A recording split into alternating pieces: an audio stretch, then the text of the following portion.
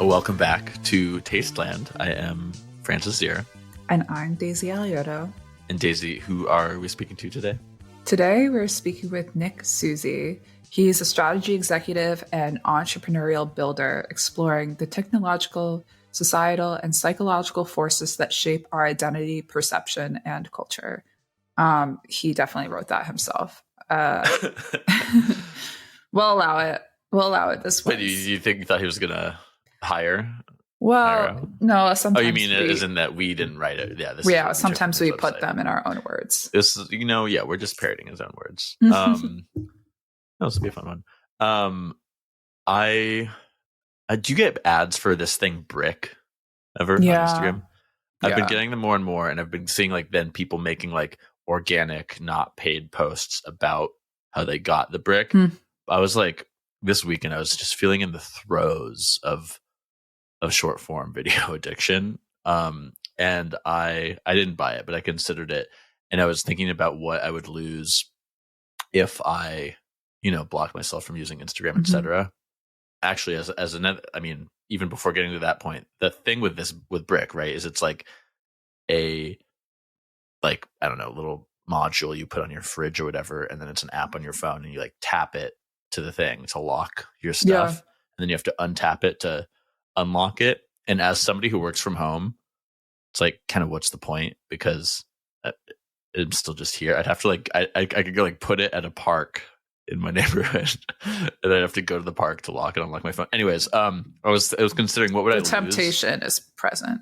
I would lose maybe access to ongoing conversations and DMs, but the main thing I would lose is just advertising information about what I should buy. I don't think you need that. I don't think I do, and this is where I had pause and why I even brought this up. I was on Instagram yesterday, and I saw a story from this photographer I who has this book that I've wanted for a long time, because it's about it's a photo book of people where I'm from. It's Lost Coast by Curran Heidelberg. And it was I think it was released around 10 years ago, very sold out. Sometimes you would see a secondhand edition or a resold edition for $600. Obviously I'm not going to buy that. But there was an Instagram story, second edition. So I pre-ordered it, and I was wow, if I was not on Instagram looking at stories for an hour, I wouldn't have got the opportunity to buy this book. Yeah. That's what it's all about. Yeah, I think everyone's trying to figure out how to discover cool stuff without getting sucked into the algorithm vortex. I guess the answer is go to a bookstore instead. Yeah, because some of these alternative networks, Perfectly Imperfect, it's not like you're not learning about that stuff in real time in the same way. And I certainly have found out about cool stuff that's timely. Also from being on social media. I think it would be hard for me to cut out Twitter and be aware of certain conversations, but I don't know. Maybe it's just cope. If they change the platform again and it gets worse, I just don't know how many more X algorithm changes I have in me, Francis. I heard that they're gonna, I don't know if this is a real one, but I saw that they're gonna get rid of likes and retweets as signals to the algorithm. Yeah, it's Grok only. Grok sorted, yeah. Grok all the way down. That might get me to leave. Even if it's good, I don't care. Just as an excuse. Anyways, lest we talk about social media for addiction for too long, let's talk about friend of the pod, Greta Rainbow's latest piece in Dirt. Yeah, this was a really good one. So this was a response to, I guess, a roundtable that the Cuts Book Gossip newsletter had done about the state of the braided essay. And Greta, talked to more writers whose work has sort of been classified that way. If you don't know, a braided essay is an essay that's sort of a hybrid between a personal essay and a nonfiction essay on a topic that's researchable. So somebody weaving in, the biography of an artist with, their experience first encountering that artist, etc. And to be clear too, I had never heard of this term until that Cut piece came out a couple months ago, whenever that was. And maybe I'm just not very literate, but I to me, I was like, isn't that just like, it's just like an essay? Like, so many essays are like that. Do we really need to like brand it like that? Anyways. Well, yeah. And I think that is kind of like verbatim what some of the people we talked to were saying, but it went in some interesting directions. I think if there is a thesis, it was basically like issues facing the braided essay are the issues facing creative nonfiction in general. And, you know, some people like Reen Fisher-Kwan had some really interesting thoughts on the role that Substack and Substack monetization plays in this. We were working on this for a while, but it sort of came on the heels of discourse around basically diary posts that Mike Crumpler had done on Substack and conversation about, does this type of writing add value? Why is there incentive for this type of diaristic confessional writing that's not really edited with the reader in mind? So we sort of called it like theory of mind for the reader is what you learn when you learn how to write. And sort of similar to us, hopefully we have theory of mind for the podcast listener of like theory of ear. If you're saying something, you should say it because you think it's interesting enough for somebody else. It's your job to do the service of filtering as the producer of the thing, filtering out what the listener doesn't need or the reader doesn't need. I mean, I had this thought the other day that I sort of tried to encapsulate in a tweet that was basically just like a lot of the people that we term creators are actually consumers of the self.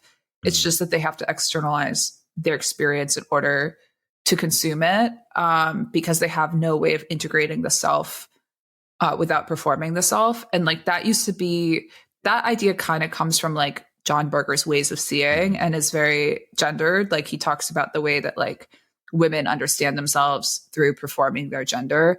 But I think the internet has made it so like it's everyone now. Like some of the worst offenders are men. Yeah.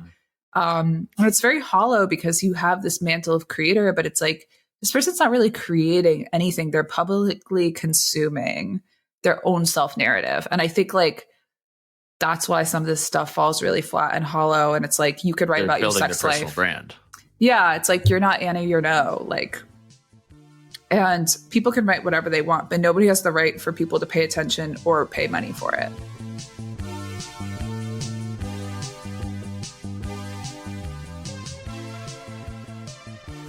You posted something like a couple weeks ago. Posts are the cheetle of your identity, which I had to look up what cheetle is, which I understand it's the dust left on your fingers after you eat Cheetos. But we were just talking about the Greta Rainbow's new piece in Dirt about braided essays, laptop, nonfiction, and how like I don't know how there's this genre of essay that's really just personal brand building and doesn't really serve the reader at all. And I thought that this was a good kind of pithy one-liner about that. I did not read Greta Rainbow's piece. I have, as of this morning, seen little chunks of it in my Twitter feed. That's how it's meant to be consumed. Yeah, that is the way that all essays are really meant to be consumed.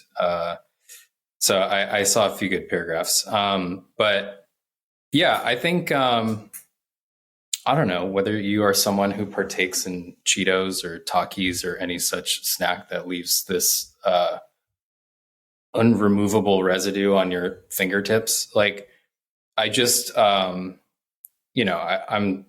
play the social game as we all do. Right. But I just get this sense frequently that I'm just kind of leaving little bits of myself all over the internet that is kind of now stuck there and perhaps not going to be removed. And I feel very hyper aware of that. And sometimes when I see friends or peers or folks just putting things up online, I'm just like, sometimes gives me pause. I'm like, who is this for? Why? If this is now here forever, like, how might you look back on this a year from now, 10 years from now? Like, feels like cheetle. We're just kind of sprinkling our little Cheeto dust all over the internet. I would go further to say even, anything you like, any way you engage on social media, any data that you input into a social media database at all is microplastics of the self. It's training data, as Matt Dryhurst would say. Mm-hmm. So Nick, I mean, you're asking all of these questions like that you have about the self and posting, but like, have you come upon any answers and thinking about like, what does this mean? Who is this for? Not necessarily. I mean, I feel like that's the weird in between space we exist in now, or at least there's kind of choices to make, right? Like I could fully disconnect from the internet and just be like, no more cheetle, right? Mm-hmm. Or I could lean further in and be like, embrace the cheetle. Be like, I'm going to spread this cheetle dust fucking everywhere. So, you know, I fall somewhere in between. You know, I think we, as professionals of the kinds of things and spaces that we partake in, I feel like it just comes with the territory. So there's no judgment behind it. It's more just kind of poking fun at myself, if anything, which I feel like is most of what I do on the internet. So, well, given our age, though, it's like we had the opportunity to establish an offline identity before we kind of came fully online, which is not opportunity that generations that are younger than us have had. And, you know, it's impacted people in like a number of ways. I think a lot of people would say it was accelerated by the isolation of COVID. Even in like that Gooning article that went viral from Harper's. I still haven't read it. All right. Well, buckle up. You can't hold off forever, Francis. Tonight I'm edging that article. 11:30 p.m. Francis will be in bed just scrolling his phone, reading about the Goon Squad. Mm-hmm. Yeah. Well, friend of the pod. I would say friend of Dirt contributor Daniel Kolitz wrote it. Mm-hmm. And if you want to read Daniel's piece in Dirt, it's quite different. It's an ode to flip phone photography. We published a couple years ago. It's very good. But you know, he kind of goes into how if your whole life is online, it's like possible to develop a sexual identity that's like entirely image based. Mm-hmm. And that's like, it's just a very extreme version of what's happening to everyone, right? Like you're talking about how posts are sort of these residue of the self, but you could invert it and say like, for some people, the self is like the residue of their posts, right? And like what's happening offline is actually the residue of where people prefer to spend most of their time, which is online. And that's a really big, it's a really big paradigm shift for like how we've understood humanity. And I think people are saying AI will actually help us get offline by automating the elements of the self that have to like quantify and signal in that space. But it doesn't help if people don't know how to be offline, if they don't know how to take advantage of that time or build those relationships. Mm-hmm. So maybe the next sort of era of like coaching and courses and thought leadership is going to be like how to be offline. Because like the last wave was sort of like how to log off. And now it's like, well, what do you do once you have logged off? Because like we have people that are just like walking around. Like I saw a TikTok of this girl and she, you know how like people will do a TikTok on the street, like somebody wants to show their outfit. So they like prop their phone on something and back up to show their outfit on the sidewalk when like other people aren't around. This girl had been walking around for half an hour looking for a place to do that. It's like, you actually just don't know how to spend your time. Wow. Like the primacy of getting a photo of yourself at the heart of the experience of just going for a walk. It's not new, but it's become, I think, a lot more insidious and just almost like, well, of course, if there isn't a photo, it didn't happen. So I don't know where we go with that. Yeah, I do feel like it's hard to turn off the online brain, even in physical space. I think for many folks, I find myself slipping into this sometimes too, where, you know, I'm kind of moving through the world and experiencing it, thinking about, it's easy to fall into the trap of like, oh, this thing that I'm seeing or this thing that I'm doing right now is really cool. I should record this or capture it or document it for this space, right? And there's nothing wrong with that, I think, to some degree. But to your point or story, Daisy, I think it's really easy to just like only be switched on in that mode where you're still kind of always online, even when you're not online. You've never fully disconnected. I think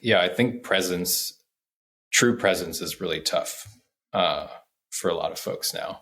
How do you think about presence in marketing? Because I've noticed like the backlash to friend, a lot of the companies that sort of jumped on it were ones like Heineken, who have always tried to like rely on a sense of presence of like, oh, share a beer with your friend or in their narrative of their company. But I think like we've also probably offline talked a lot about individuality and agency being a big theme in marketing for the last like 5 to 10 years. And I'm curious if you're seeing glimmers of more like collective community oriented messages in brands and how they're showing up.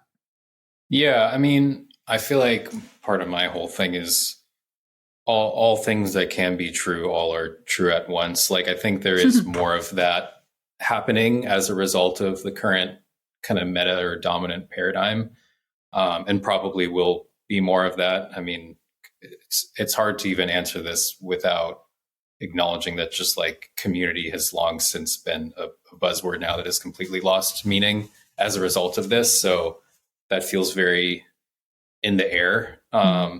But I also think the opposite's true and probably will continue to be even more so, where leaning into irony and cringe and performance and like that's been very present and feels like that's not going away anytime soon either. So, but I say that both for brands and also for people consuming such brands. So it does feel like this trend of trailers for startups is kind of speedrunning the cringe cycle. All attention is good attention, which sort of feeds into your thesis, which I spend a lot of time thinking about, which is if you want to make a dent in the monoculture, start a war. Is that I'm phrasing it wrong? Like, can you? I'm going to go on Substack and click edit and change the title. No, so if you might want to make a dent in monoculture, start a war. No, dent. I don't. Dent is like maybe mixing some metaphors here, but can you talk about in broad strokes what this piece was and how you've performed it live? Because I did see you perform it live at a Drake symposium. Okay, well, first, I feel like one needs to explain what is a Drake symposium, not symposium. I'm sorry. So our dear friend Ruby Tilo started. This is the third or the fourth year now. 3 or 4 years ago, he started the Drake symposium every October, which is. Yeah, I was going to say this was a year ago. I know. And every October, he curates a number of different folks to talk about Drake from a very academic and media theory and philosophy kind of standpoint. It is very funny and also very thought-provoking. And so, yeah, a lot of interesting folks give all their hot takes on Drake, some funny, some very serious. And I, previous to this one last year, had already been thinking a lot about really feeling how much every time I open up my phone, it feels like everyone's just fighting about everything. And was thinking a lot about war, literally and metaphorically. And the more that I was digging into kind of the history of war and also media, and the relationship between those two things, it was becoming more and more clear that for all of history, there's this strange and funny relationship between those two things, where the more kind of conflict and tension, things that resemble war or are actually war that happen, the more that people kind of come together.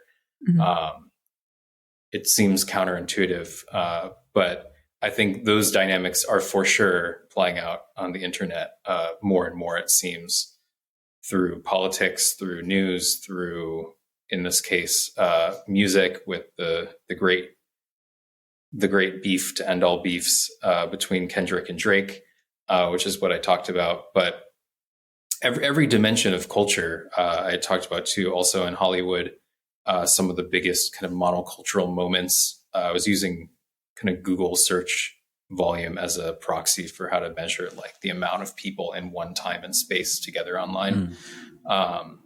And even in Hollywood, it's like the biggest moments of the past few years were like Chris Rock, and Will Smith, Rock. Yeah, the slap. Yeah, I was on a Future Commerce podcast last week, and I was telling the story, and I said Will Smith slapping The Rock, which I think actually would have been very funny. But I can't believe we got front run by Future Commerce, but you've been on their podcast before, right? Yeah. So it's not a special. Okay. Anyways, long story short, if you want to make a dent in monoculture, start a war. But when I had first given this talk and also put this up online, I knew what was going to happen, which was this was already a trajectory that's happening. It's only going to get more of this. And also that most people don't read anything, Substack articles and otherwise, and will just read the title. And their takeaway from this will be like, oh, I should start fights on the internet to get attention. Which has also been true of friends and peers, what they've done as a result of interacting with this piece. But, the main point at the end was that I am also seeing things around the ends of wars, the ends of beefs and conflicts also kind of having similar results. The biggest recent one being Oasis's reunion. So my hope, even though I knew it wasn't never going to happen, was that people would actually read this and be like, maybe we should stop fighting on the internet. But that has proven to not happen. No, whatsoever. we all held hands and sang Kumbaya. You don't remember? You were there. So as we were starting this podcast, Ruby sent out a newsletter on Friend, which I think the Friends marketing I wouldn't call it monocultural. I don't think it's that huge, but the scale of the marketing in New York is certainly large, and the vitriol against it and people drawing on it, et cetera. It's definitely a marketing campaign designed for war, right? Like the white ads in the subway, you can draw them, et cetera. But I wanted to read a paragraph from Ruby's. It's quite a long review of Friend. Here, one paragraph. Let me be clear. Friend is not a neutral technology. It has, beknownst or unbeknownst to it, a specific perspective on the world. Phone on, notification on, text-based interaction. Through its dissemination, it formalizes this particular way of understanding the world, one that has particular values and will ineluctably export models of sociality onto us. And if we're not careful, such devices will slowly substitute sufficiency for significance, function for friction, simulation for sensation. Which I think ties well together everything we've been talking about since you and I started recording, Daisy, even before Nick came in, of this like Friend being this thing that requires you to have phone still to be like so plugged in. Besides it being a canvas for social media war. What do you think about like Taylor Swift obviously tried to kind of take a shot at Charli XCX on her new album, but it felt like it didn't really make that. I mean, people were talking about it. Yeah. Like, is it because like Taylor Swift is already so monocultural that like that doesn't really move the needle? Her engagement obviously was a way bigger story than that, and that runs against the thesis of starting a war. Yeah, I do wonder. I'm, to be honest, not super tapped in on Taylor Swift stuff, so I've not been closely following the Taylor and Charli beef. But I do wonder, to pull it back to the original analogy, like had the Kendrick and Drake thing kind of been more Drake maybe attacking Kendrick, if that would have played similarly. I mean, it kind of did in practice. Like, obviously there were many, many people in support of Drake versus Drake Kendrick. is better, but it's a punching down that's not interesting. Yeah, that's kind of what I'm wondering, is if the perception of punching up versus down plays a role, as it does in, say, how people respond to like comedy or something. But maybe, I don't know. Well, it's like even the friend campaign. It's like the friend campaign itself isn't what's interesting. It's the backlash against it that's interesting. The friend campaign was almost like a war on our attention, though. I think it's interesting to see how some people are responding to it, whether they like Avi or not, whether they like Friend as a brand or not, or even the product or not. It really feels like the media itself is the product in many ways. I feel similarly about Cluely. Yeah. I think they're running similar-ish playbooks, and I see a lot of VCs kind of pushing for that as a playbook for other startups. But distribution over product.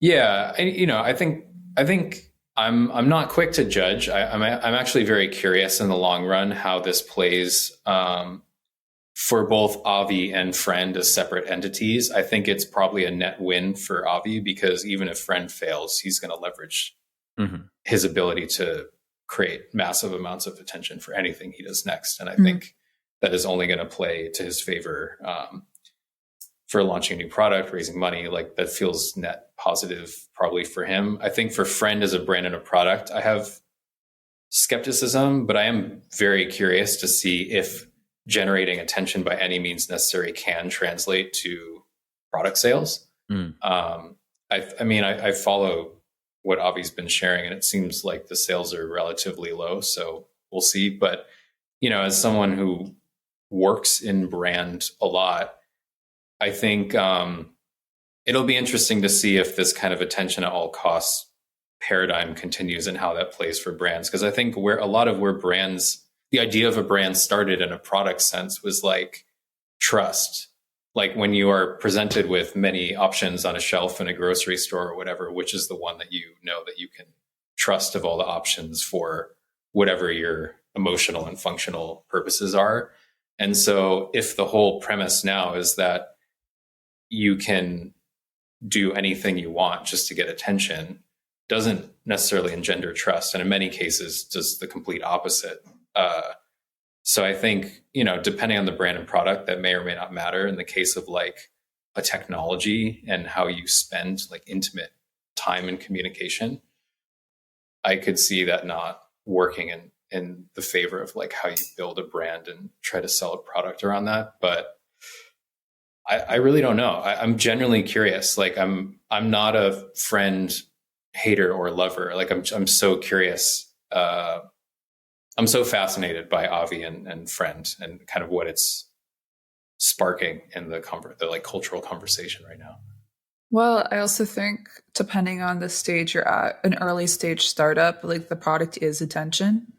I think it really depends on what you're building, but there are stages of startup like pre-seed and seed where arguably you're being judged on your momentum and not your ability to monetize. And so if you have an investor that invests in that stage, obviously anything that increases attention to the product increases another investor coming in and doing a subsequent round, which increases the odds that the earlier investors will get a payout. But I think whether that's actually like the best thing for the founder or the product in the long term is extremely debatable. Avi sort of like parlayed the attention that he was getting from the Friend out of home advertising and spending a lot of money on the domain into actually having the first touch of the product not be the Friend necklace, but the Friend interface and chat and the personality of that chat online. And then trying to kind of like sell people into the Friend necklace once they get used to interacting with Friend digitally. And I think that's really smart. He probably could have started by doing that, but whether it's enough when you have like Claude and other LLMs that are more established it remains to be seen. I think, Nick, what you were saying about brands being initially premised in trust, right? And then the type of brand building we're talking about now, attention capture, is premised not in trust, but entertainment, right? And I think like I can still think of modern software brands, relatively new, like Linear, right? That's a brand that it's project management software for engineers, basically. And they've built a strong brand premised on trust and quality. And I believe they've even been profitable for some time. So maybe they can, afford to do that. They're not like struggling to to capture market share in that same way. But then this like Cluely friend brand building we're talking about is about attention capture, which means it's about entertainment, which isn't necessarily about building trust. It's just like, it's more of like burning trust, potentially, even the longer you look at it, right? Yeah. Well, I think two things are coming to mind. I think one, I'm not actually timing this, but I do have this like little ticker in front of me next to the record thing. And, we've spent at least 5 minutes talking about Friend now in a limited amount of time. We have like less than an hour to talk to each other, right? And we're already spending a significant portion of that just talking about Friends. So I think there is something to be said about, we could talk about anything. We could talk about any brand, and we're talking about this. So I do think there is something to be said about the power in being able to capture people's attention and shape how they pay attention to that, even beyond the moment of like, I saw, the graffiti on this Subway ad or whatever. We're still talking about it. So I think from a marketing standpoint, like that's such a huge step one that most people can never even get over. So I think there is a great deal of power in that, because to me, attention is the first step in how you shape people's, not just attention, but their beliefs and actions and whatnot. I was just going to say that the other thing too is, to me, there's a difference between capturing attention and like monetization of product. I think there are certain realms where capturing attention is the point and is monetizable. Whether that be, the Drake and Kendrick war that converts to streams. All you need is attention, you get payouts, right? It's the same premise for social media. Like you get creator payouts by just saying crazy shit online that gets a lot of attention. I think even what you were describing about shareholder value, Daisy, is similar in that sense. I think politics to some degree is operating under a similar premise. Like some people are, but many people are not necessarily voting with their dollars, right? Kind of voting with their attention and their vote. But I think like selling a physical good to me is a different thing. If you can actually convert the attention captured to, I will now open up my wallet and buy this thing. Oh, totally. Yeah. I think that was hard mode. And I think he realized that. I think, not to start a gender war, but I do think going viral only acquired prestige in Silicon Valley when men started doing it. I think there's like assumption if like a man goes viral with his product, there's skill involved. Whereas like if a woman does, it's like, of course, like women go viral all the time just for like posting a selfie. And so I think I have a lot of hesitation around stunt marketing, because I feel like I could do the same thing and get a very different result than the Cluely founder or Avi. And I think, I don't know if it's holding me back. I just feel really strongly that it's not the way that I see women growing their products right now. And I think everyone who has been around the block and been a female founder for a while, like intuitively knows that like going viral as a female founder is probably more of a liability than it is an asset. Yeah. I think I agree with what you're saying. And I think also just because the nature of going viral the vibe has shifted, as they say. Like, I think once upon a time going viral was a marker of success or something. And I think now going viral is kind of like, oh, what happened? Like, what went wrong? Are they getting canceled? Like, I think it pulls so many other questions about why that might be happening.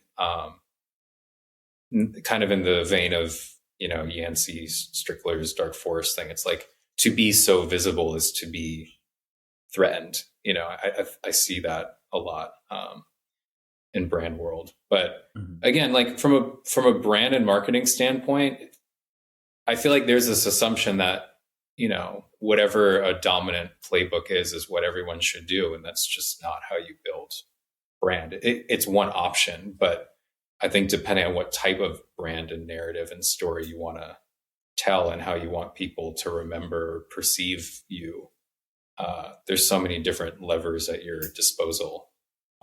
This kind of goes back to the trust thing. I was at I was at the Sandbar. I was just about to ask you about that. Yeah. Shout out Sandbar and Mina. But, I think the whole premise of Sandbar as a product is like, it's so internal in your stream of consciousness. Can you explain what it is? This is hardware and software. Yeah. This is not Sandbar, but as just a reference point. So Sandbar's a ring as hardware. And then there's this would be Sandbar ring. And then you have Stream, which is like the software side. It's kind of your chat GPT. So you can like whisper into the ring, and it will listen and kind of capture your stream of consciousness thoughts into your phone.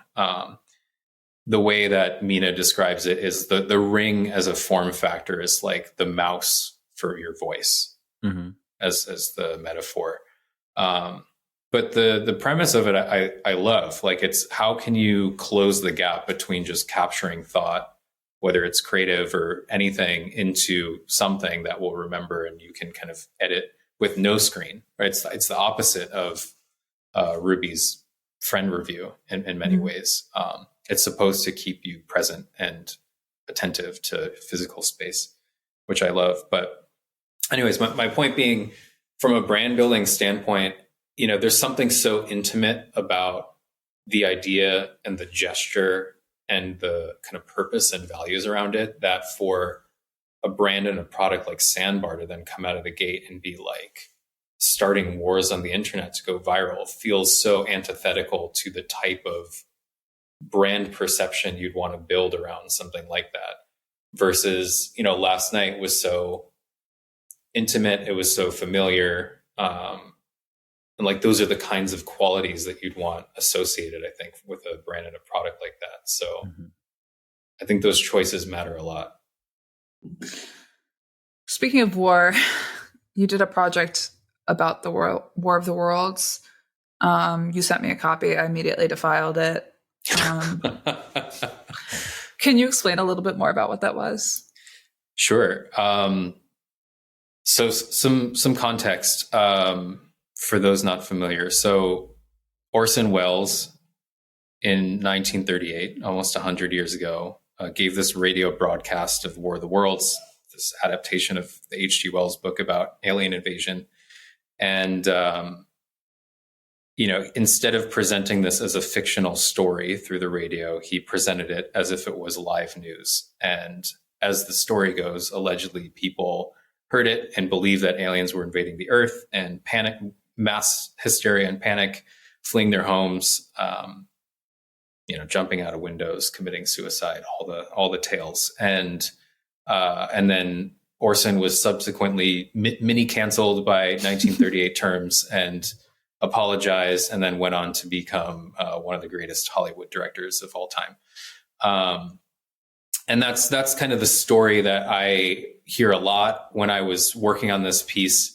I was kind of asking a lot of friends and peers, like, are you familiar with the story? And every American said yes. I think that was interesting to My see. mother, when I was a kid, told me a story about her father working at a gas station at that time and like observing the people panicked coming and buying gas and such. So, wait, say more about this. I'm so that's really all I know. I just remember when I was a kid, she was like, yes, like your grandfather worked at this gas station, and like this story came on the radio, and like it was a fake, and like. And I think she told me that he knew it was the story. Like at first he was kind of confused, but then kind of realizes it's a story. But there's like people coming to buy gas who are like so panicked and like on the run. Yeah, interesting.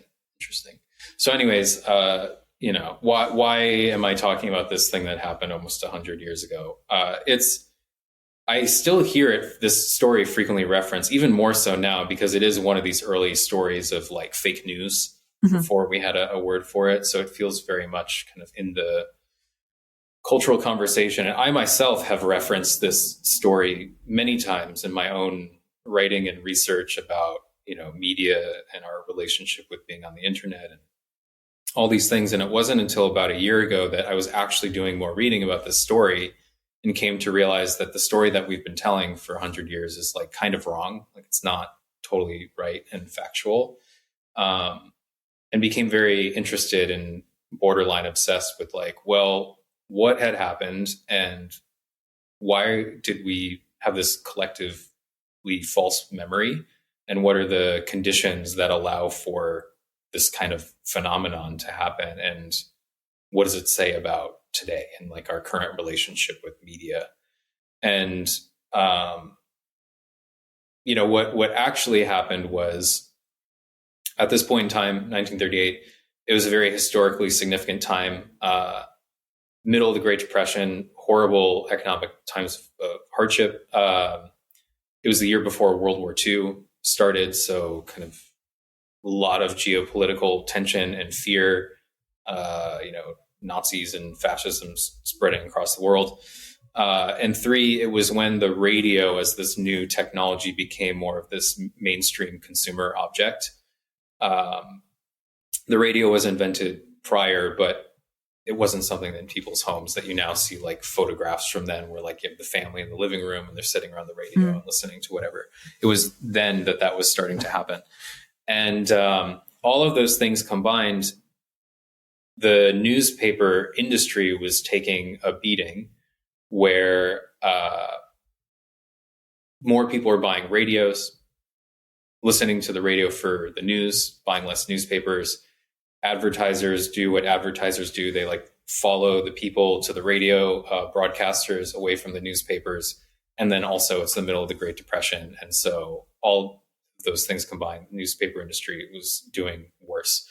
And for that reason, the newspaper industry hated the radio broadcasters, and they were doing as much as they possibly could to make the lives of radio people a living hell, especially in government. They were throwing their weight around, trying to get all of these laws and regulations put in place to cancel the radio, ban the radio, destroy the radio. And they were quite successful for a number of years, putting real laws in place where the radio broadcasters were very restricted in being able to share the news. Basically, they could only share news for like 5 minutes a day. They had to direct people to buy the local newspaper for more news. These were like real laws. And so it did so happen that Orson Welles gave this radio broadcast of War of the Worlds saying that aliens were invading the Earth, and people did hear it, but the scale of it was relatively small.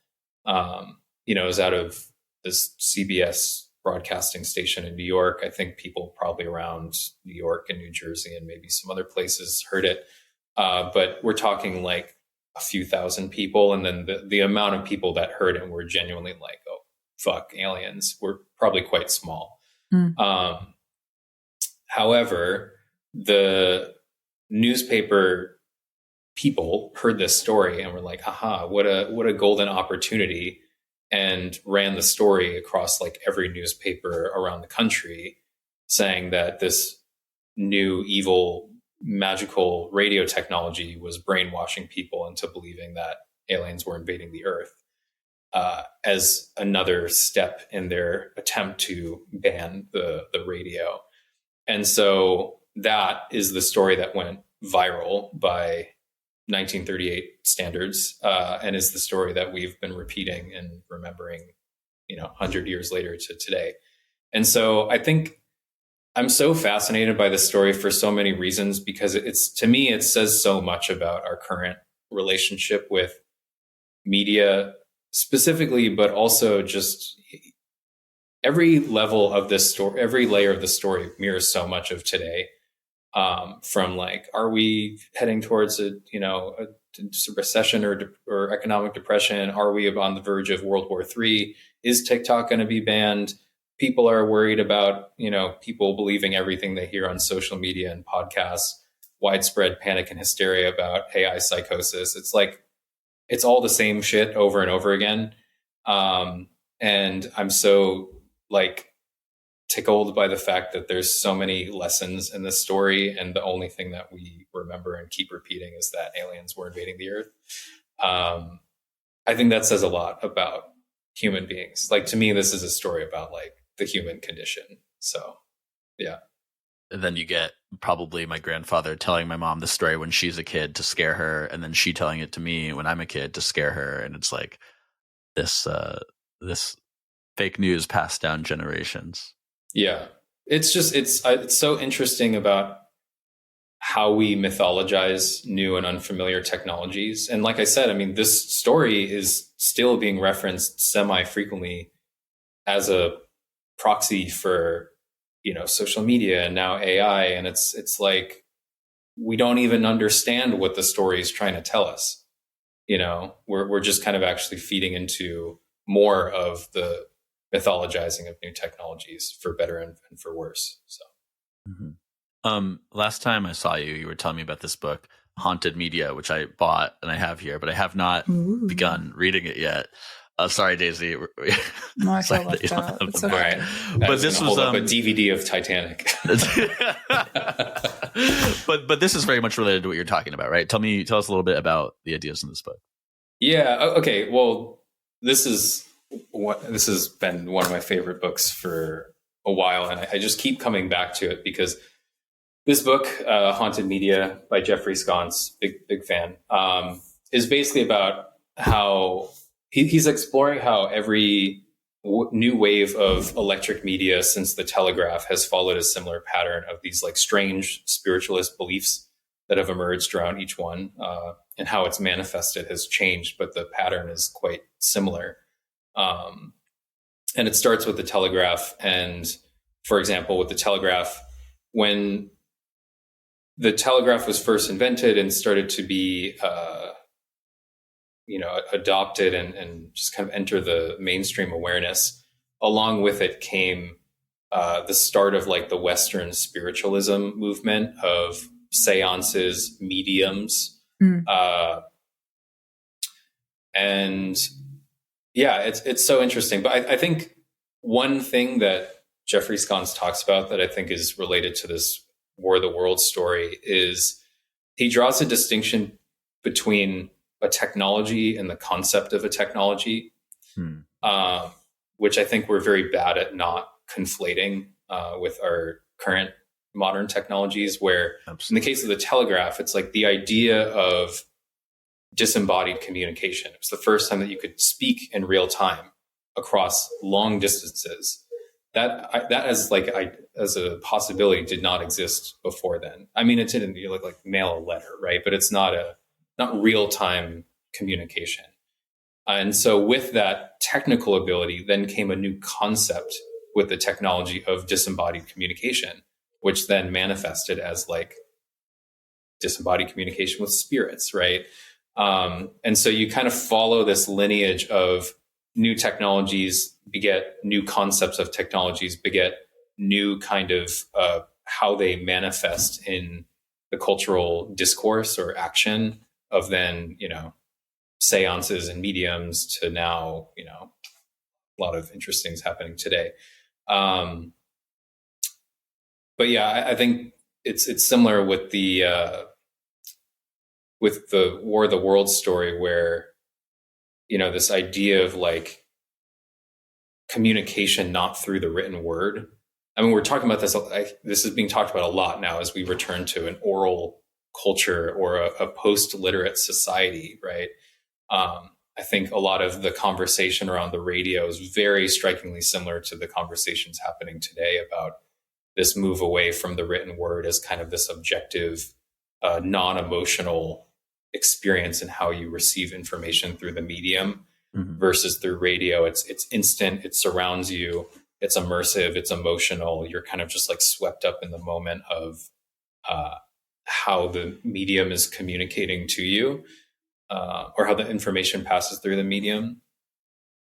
So, I think the idea that aliens were invading the Earth was obviously not true, but I do think there was something about the form of that story fit the moment of this constant fear of invasion of the Germans or the Japanese or whatever coming in overhead and, harming you or taking over your physical space, which did, happen. Like Pearl Harbor only happened about a year or two after that.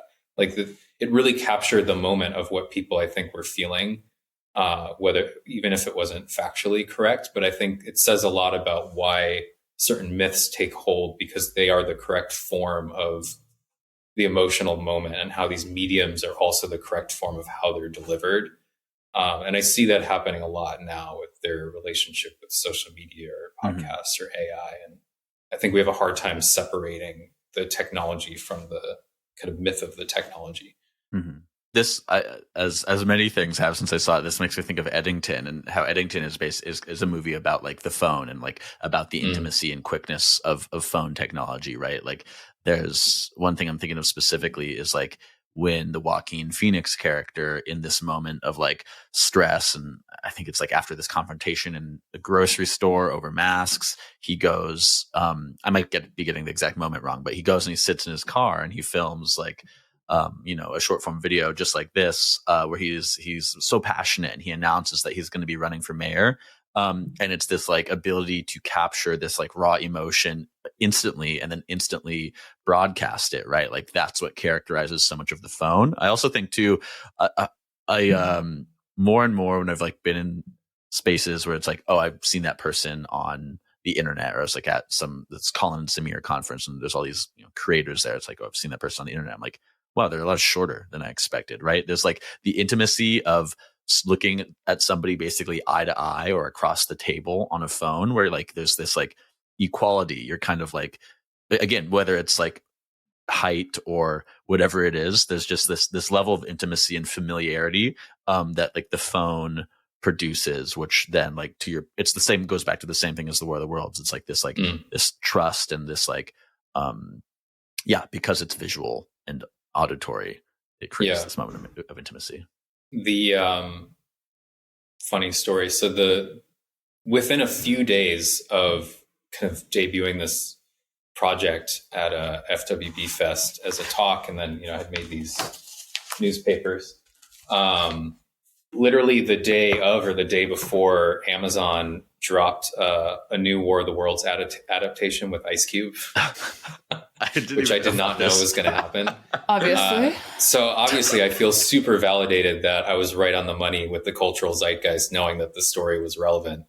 And I was also, start a war brain was starting to go off, being like, do I have to get into a beef with like Amazon and Ice Cube to make this thing go viral? But if you've seen the movie or read the reviews, it's really getting, apparently it's one of the worst movies ever made. I did watch it. It was a spectacle. I highly recommend watching it. But to its credit, what I loved about it was it's the only War of the Worlds adaptation that I've seen that really got it right, that the War of the Worlds is not actually a story. The war is not a story of humans versus aliens. It's actually a story about a war between mediums. In the case of my War of the Worlds adaptation was, it's really a story about the war between the newspaper and the radio, or the written word and the spoken word.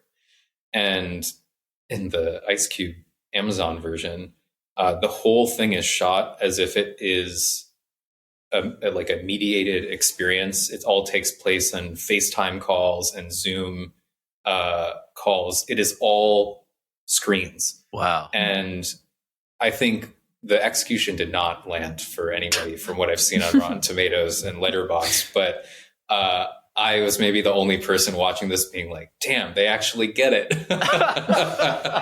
So this is my rave review for Ice Cube. I think that's a great place to end. Thank you so much for coming on Tasteland. Thanks for having me. This is great. Talk to you soon.